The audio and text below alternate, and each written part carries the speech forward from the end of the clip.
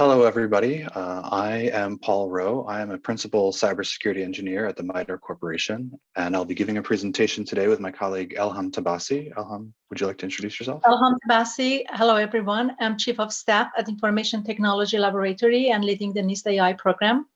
Glad to be here. And today we're going to be talking about making sense of the landscape of attacks and defenses against AI. Here's a brief agenda of what we'll cover. My colleague Elham will talk about NIST and their focus on trustworthy AI. And I will then talk about sort of an overview of attacks and defenses that exist. I'll present the NCCOE's Securing AI Testbed Architecture. And I'll talk a little bit about evaluating algorithms in context, and we'll talk about sort of future opportunities. So with that, I'll hand it off to Elham. Thank you, Paul. So we're talking about attacks and defenses against AI, but I want to give a sort of a broader context on how this work fits in within our work. We all know that AI is rapidly transforming our world. Still, the development and use of new AI-based technologies are not without technical challenges and societal risks. Optimistic view is that AI will change our lives for better in ways that we don't know yet. The pessimistic view is that AI can be a threat to humanity, and we all know that the truth lies somewhere in between. While AI offers many positive benefits, it can also lead to significant unintended consequences for individuals, organizations, or societies. So what we're trying to do is try to understand AI risks and their driver. And one challenge is that despite a consensus that there are several types of risk associated with AI, there has yet to be a concerted effort around establishing a taxonomy of AI risks. A taxonomy that describes the various types of risks and how they can be managed is necessary for future efforts to test AI and eventually build human trust in AI. The effort that we have in understanding the vulnerabilities of AI and evaluations for securing AI fits within that effort. Next slide, please. So NIST has been engaging a public and private sector in discussions about building blocks for trustworthy AI systems and associated measurement methods, tools, standards to implement those. Our efforts at NIST has two main thrusts. One of them is foundational research in AI to understand and measure and enhance trustworthy and responsible AI.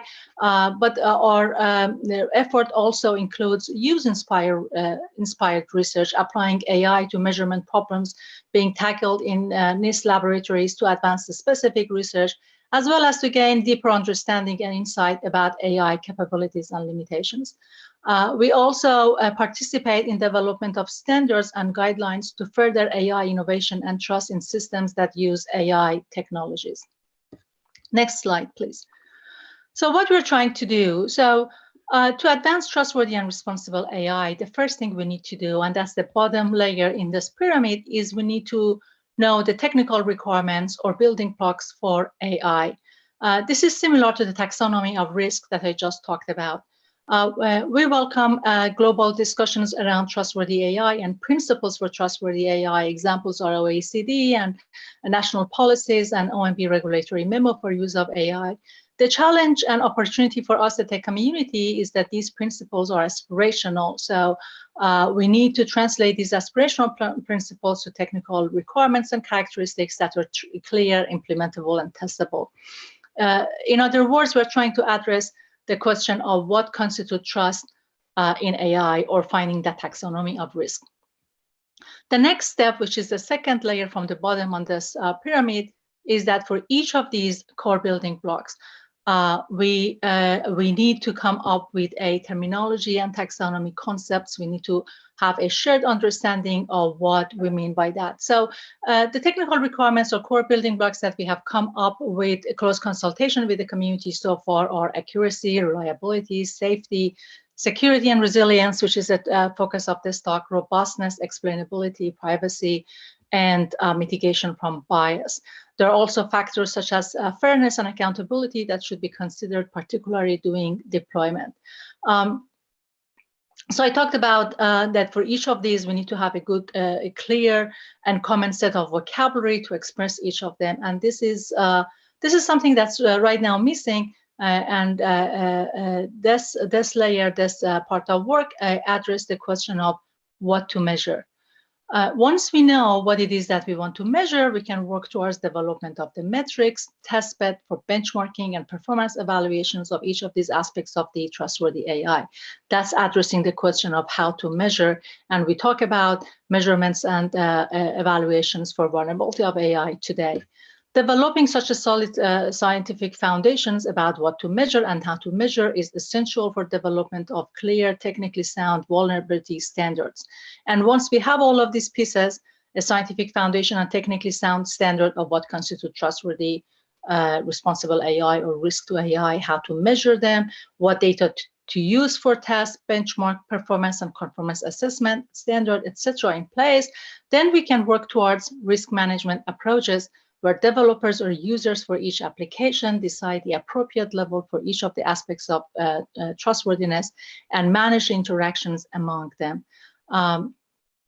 The point here is that there is no one size fits all, and again, we are doing the work on for the different aspects of the trustworthiness, and today we are presenting our work for the security of AI.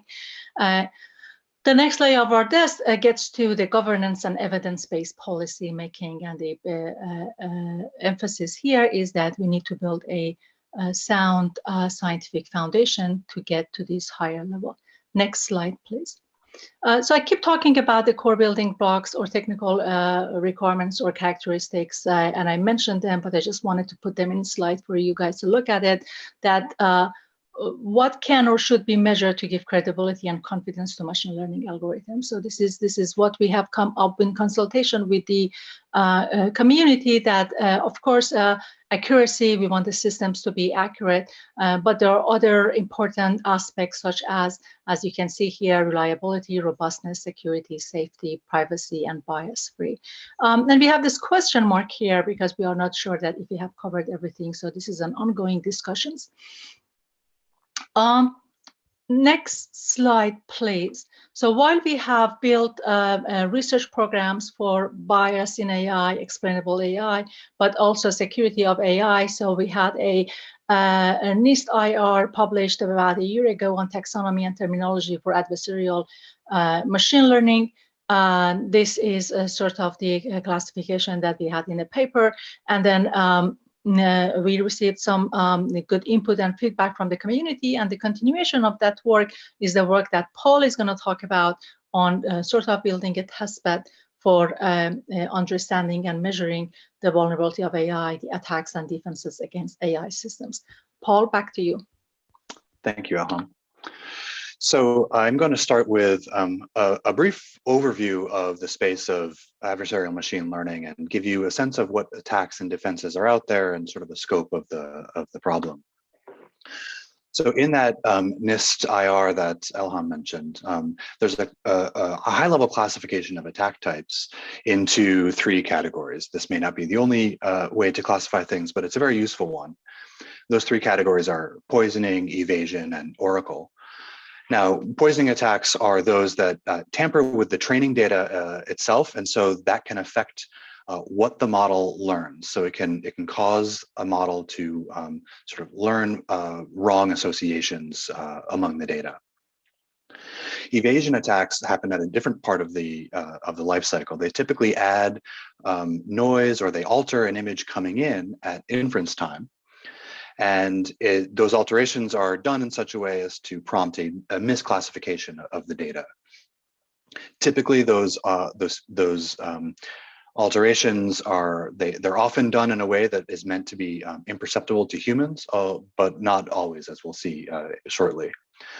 Finally, oracle attacks are typically sort of black box queries against a model with the goal of perhaps replicating its behavior to sort of learn what the associations it knows, or perhaps learning about information about the training data behind it. So this would be some sort of privacy leakage. So the testbed that we are building, for the moment, we've focused on image classification, because that's where a lot of the information in the academic literature and open source implementations are available. So here's just a sample of what some of these attacks look like in that domain. So on the top left, we have an example of an evasion attack where the adversary creates this specially designed sort of colorful psychedelic patch that that they attach to an image, and that's carefully designed to cause a model to always classify images with such a patch as, in this case, a toaster.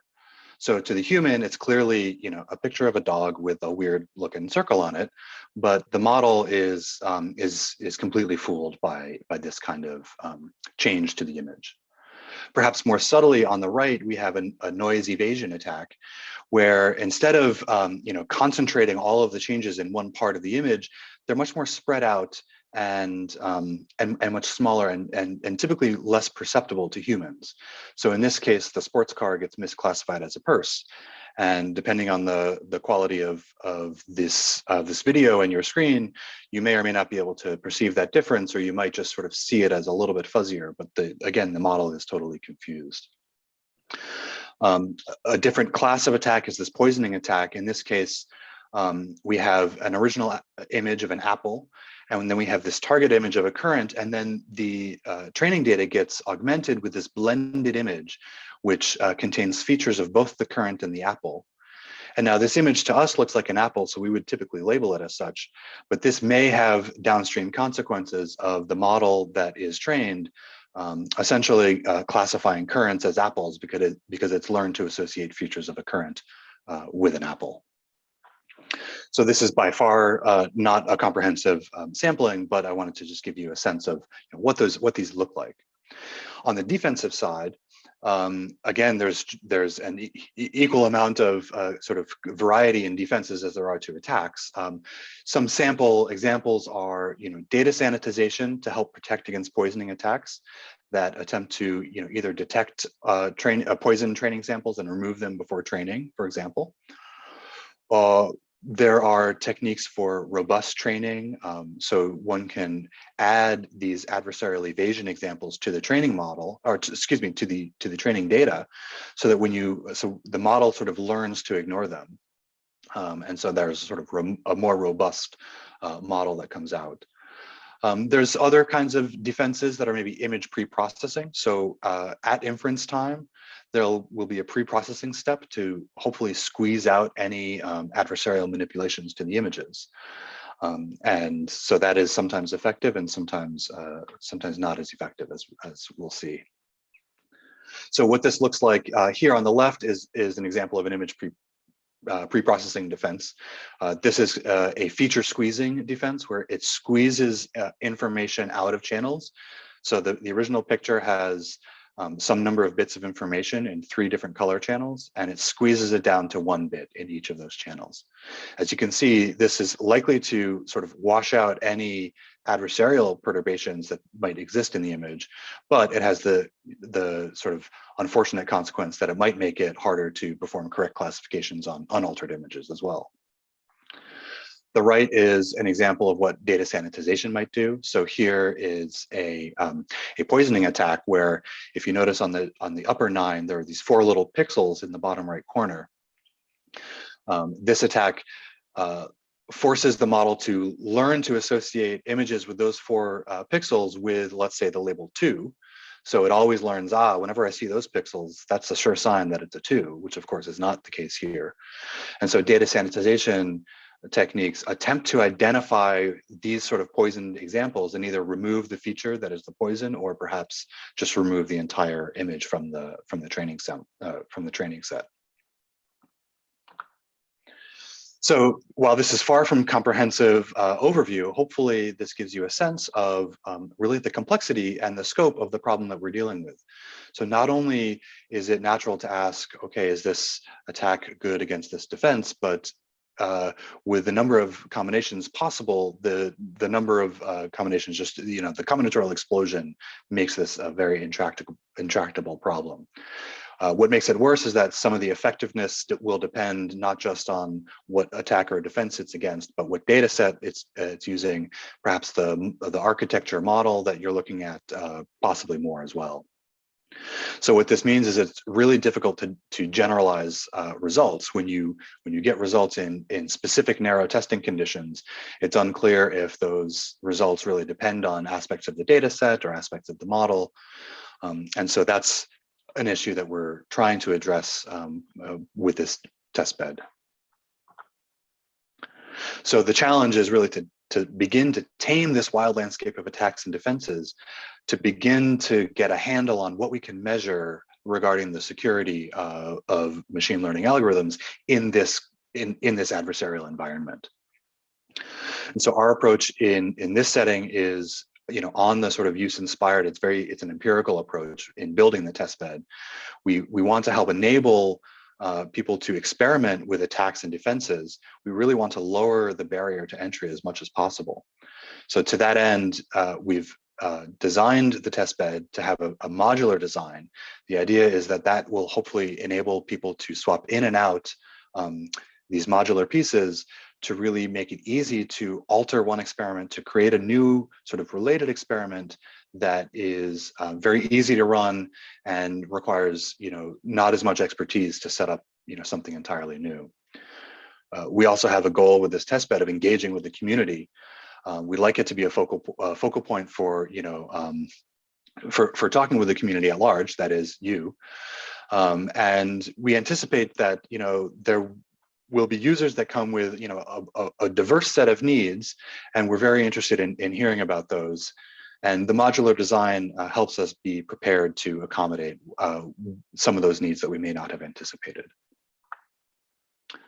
We think this testbed does provide, some new opportunities. One, for researchers, we think that it can be a platform to help enable more robust evaluation of new proposals for attacks or defenses. Perhaps more importantly, or more interestingly, it offers the ability to replicate and repeat results from others. I think many of us are aware of issues of repeatability in other sciences, and we want to make sure that doesn't sort of propagate into this area as well. Looking a little bit further down the road, we can envision the testbed being used by first-party developers of machine learning or AI-enabled products, perhaps incorporating this into a DevSecOps pipeline to really put their algorithms through their paces as part of testing. We can also think of, second-party consumers of those products who may not be aware of the testing that went into it beforehand, that would like to really understand how these products behave under various adversarial settings, perhaps. And so this testbed could provide a way for such second-party testing. In terms of serving as a focal point for community engagement, we are interested in discussing, potential challenge problems that we might be able to leverage this testbed as an evaluation platform for. So we're very interested in that. So, if that's something that appeals to you, please stay in touch.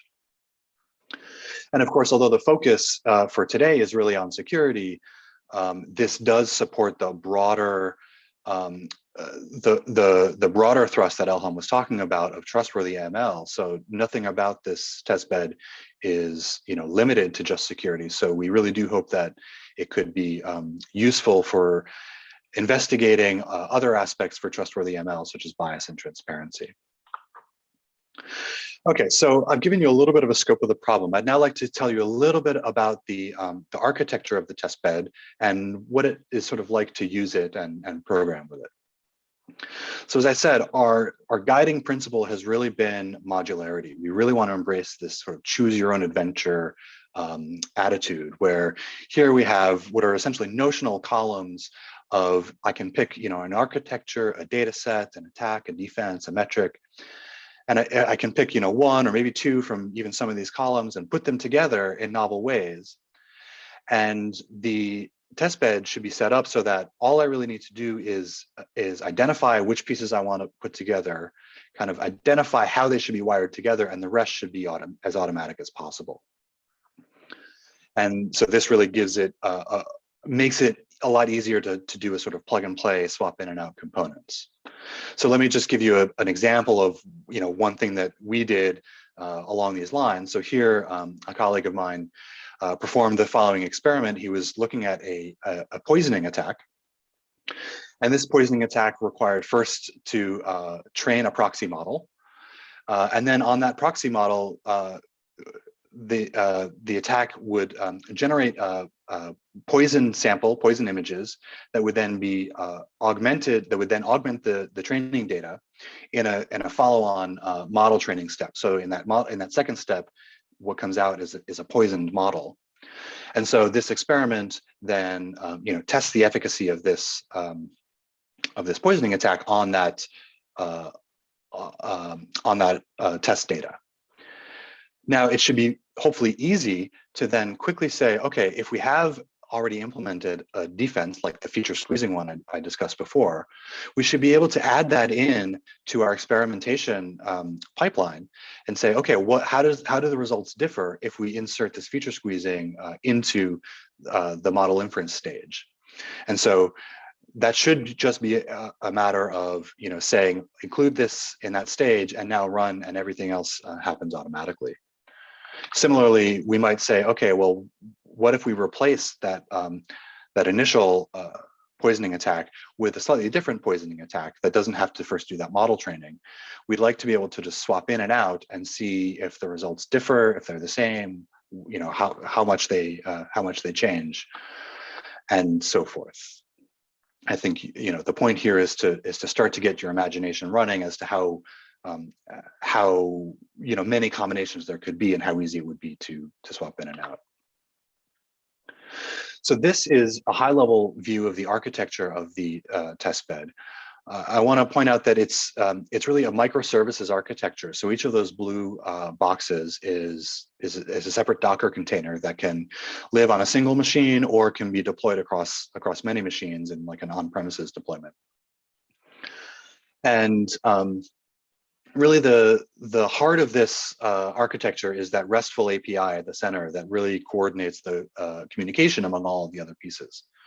So the way an experiment gets run is that the user submits an experiment to the API, which then sort of records it in the backend data storage.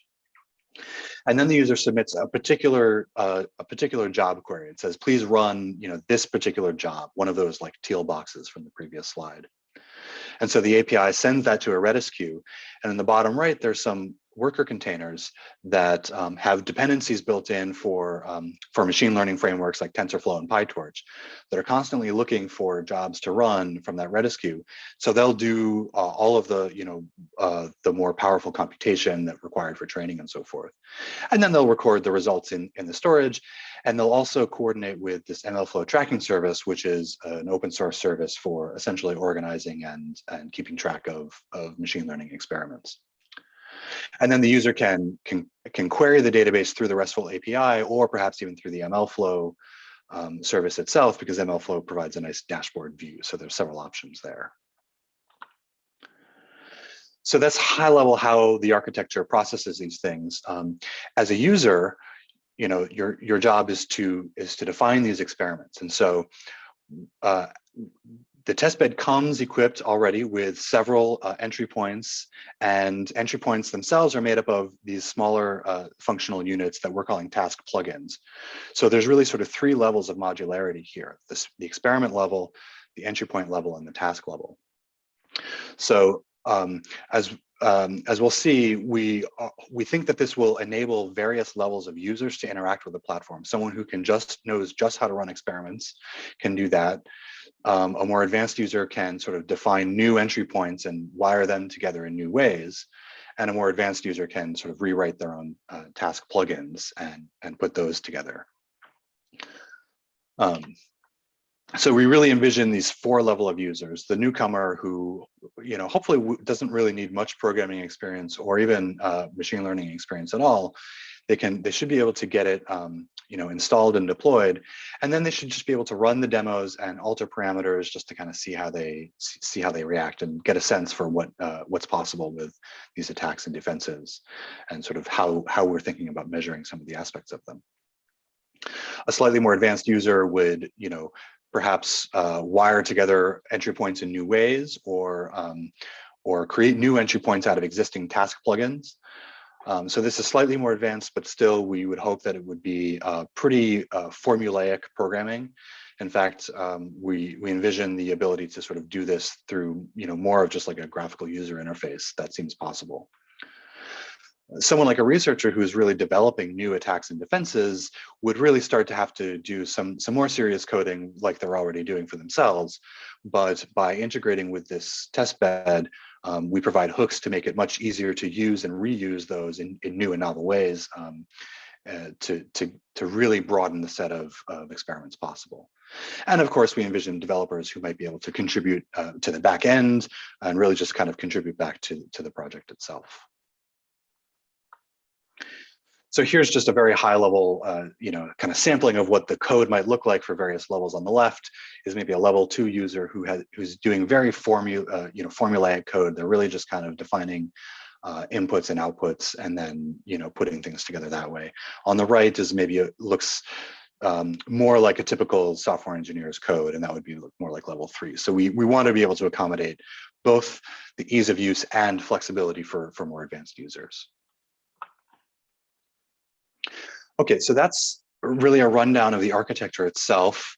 I want to give you, before leaving the stage, a little bit of a sense of, some of the things we've learned as far as, what is important to measure and what are some, gotchas and things to keep in mind when it comes to measurement in the space of security for AI.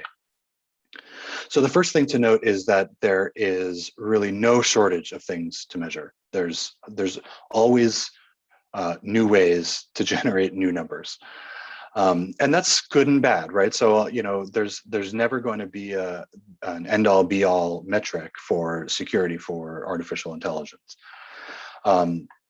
Typically, we'll want to look at things like the effectiveness of an attack. How much does an attack decrease the accuracy of a model, for example? On the other side, we might look at things like the time and resources required to generate an adversarial sample. That's information that might be incorporated in understanding what's the real risk involved, what real risk am I facing for such an attack given the deployment scenario. And I'll say something more about that later. But one thing I do want to point out is we've become aware that it's, you do have to be a little bit careful about how you interpret the metrics that do come out and what they really mean for the security of a system. So there is a really interesting area of research in adversarial machine learning that seeks to provide very strong mathematical guarantees of robustness for models. So in this bottom picture on the left, they can say, look, for this model, if you're given an image at this point in the classification space, I can guarantee that its classification won't change unless you perturb by more than some amount. And so that's really good. Those are really good and interesting results. A slightly, skeptical user might say, okay, that's good, but maybe what I really care about as far as the, that distance is whether or not a human can notice it. And so that distance may or may not correspond to human perceptibility. And so there's different ways to achieve those distances. As you see in the bottom middle, it could be spread out over the whole image. It could be concentrated in one area. These are things that, are not necessarily taken into consideration. Also, perceptibility or a distance may not really be a constraint that an adversary is particularly worried about. In the bottom right, in this sort of patch attack, an adversary is perfectly willing to make very large changes. And there are certain attack scenarios where that's reasonable to assume, and that's so these guarantees might not apply to those situations. So understanding how to generalize results and metrics is not a simple task, and we're hoping that this testbed helps foster conversations in that area. Let me just give a couple more examples. So there's other aspects like characteristics of the data set that can affect how effective something is. So as we saw earlier, this poisoning attack on with mixing a currant with an apple, it's pretty easy to see how those can get mixed up and might not be noticed by a human doing a sort of review of the training data. But a much simpler data set like handwritten digits provides much less opportunity for an adversary to perform this kind of attack. On the top, the adversary might get lucky and find some samples that look similar that are already different classes to blend in just the right way. But on the bottom, it's probably, you're not likely to find a lot of samples of 1 and 5 that you can blend that wouldn't be noticeable to a human, or perhaps even to a computer. So there, in essence, what this means is that certain kinds of, let's say, data sanitization techniques are much more likely to be effective against this, on the simple data set than on the more complex one. And finally, I want to make sure that people come away from this talk thinking not just about the machine learning, but about the systems that they support. Because AI technology does not exist in isolation. It does exist to support larger goals. And so we have to ask ourselves, in this larger system, what is it doing? What is an adversary's true objective? It's not just to cause a misclassification, but it's because a misclassification will have some follow-on effects that really matter. And so in this whole systems thinking, we want to look at, what are the dependencies among the various things? And does that provide new opportunities for defenses or for attacks? So to bring this point home, let me just give you a very concrete set of examples. So on the left, we have a security checkpoint that is doing facial recognition for, to generate a boarding pass, for example. So this is a very controlled environment. The guard standing there is not going to let someone hold up a very colorful round patch to their face. That's just not going to be allowed. And the images that it's creating are generated freshly. So there's very little opportunity for an adversary to, perform manipulations on the actual pixels themselves, unless they, get into the system itself. So this is a very controlled environment, and that what this means is that there's certain classes of attacks that we might be less worried about. Research has shown that you can do the patch thing, you can kind of put those things on glasses. So it's, I'm not saying that you don't have to worry, but I'm saying the threat landscape sort of changes due to the deployment model. If you look at the automated driving setting, there the images are also generated freshly. There's little opportunity to do those pixel attacks, but the environment is open. It's very easy for an adversary to slap a colorful patch on a stop sign, and there's nothing we can really do to monitor the environment to help prevent that. And finally, the sort of a good example of maybe a more open than that is an image forensics use case where you don't really have control over the images on, let's say, someone's laptop that you're trying to look through to find incriminating images. And furthermore, they're also stale, so there's plenty of opportunity for an adversary to have manipulated them to be misclassified by your machine learning algorithm. So I want to leave you with this sense that while security and measuring the aspects of the machine learning is important, it's not the whole story. So that's about everything we wanted to share with you today. If you do one thing in the next week, I encourage you to please try out the test bed. It should be available on GitHub.